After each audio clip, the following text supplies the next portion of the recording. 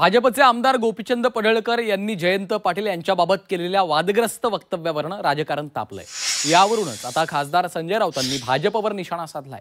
दबाव असून देखील जयंत पाटील पक्ष सोडत नाहीयेत। पक्ष सोडण्यासाठी दबावामुळे वादग्रस्त विधानं केली जात आहेत। शिवसेना ठाकरे पक्षाचे खासदार संजय राऊतांनी हा आरोप केलेला आहे।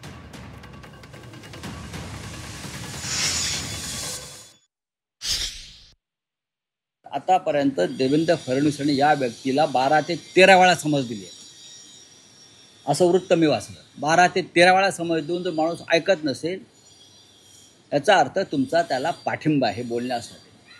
आणि तुमचा जयंतरावांवरती राग यासाठी आहे, जयंतराव तुमच्या पक्षात यायला तयार नाहीत।